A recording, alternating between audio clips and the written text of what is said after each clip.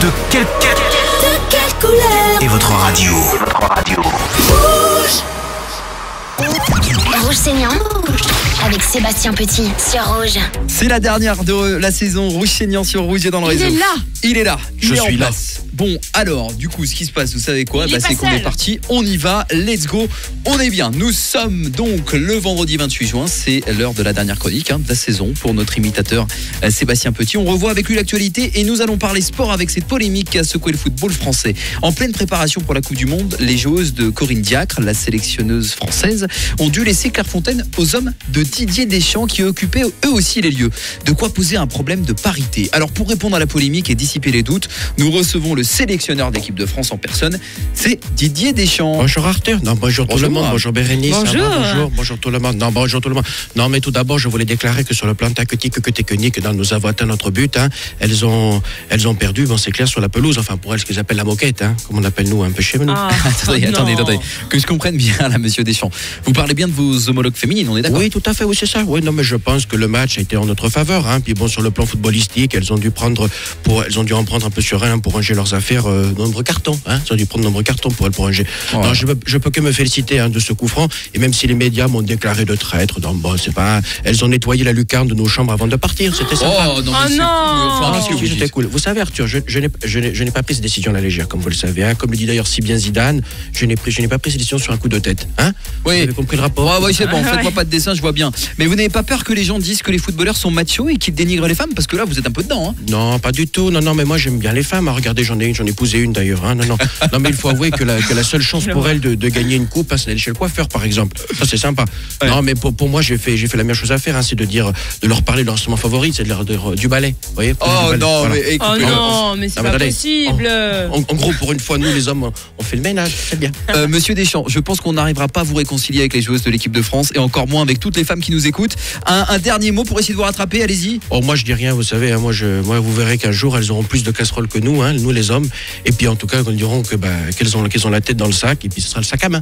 Voilà. Et ça suffit. Que rajouter après cela? Bon, bisous à toutes les sportives qui nous écoutent évidemment. Vive le sport féminin et nous passons tout de suite à notre info suivante. Une radio flamande diffuse les lacs du Connemara en boucle depuis 5 jours. Le titre culte, devenu un véritable hymne des fins de soirée, est retransmis en boucle actuellement sur les ondes de Q Music depuis le 24 juin et ce jusqu'au 28 juin. La station devrait ainsi battre le record mondial de la plus longue version jamais diffusée sur les ondes. Et pour parler de ce record médiatique, on accueille un animateur culte de télévision, c'est Marc-Olivier Fogiel. Bonsoir, salut Bérénice, bonsoir Arthur. Bonsoir à tous. Vous savez que ça me parle beaucoup ce record, car chez nous à BFM TV, on fait exactement la même chose. Nous depuis beaucoup plus longtemps, d'ailleurs, on diffuse une seule info, ça nous prend 5 jours d'antenne, vous voyez. Donc nous aussi on sait faire ça, on sait pas de record le plus débile, c'est pas le problème.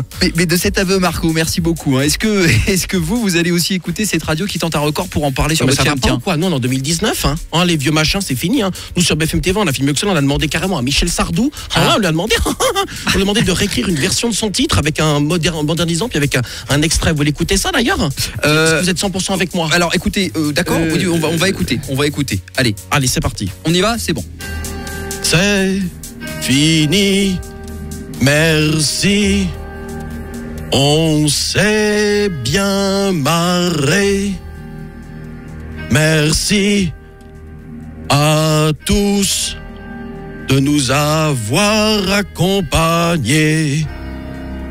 Vous allez nous manquer, chers auditeurs. Très bonne atmosphère chez Rouge FM. Dans le réseau, tout le monde est de bonne humeur. Des hits, des infos et des sketchs à notre manière.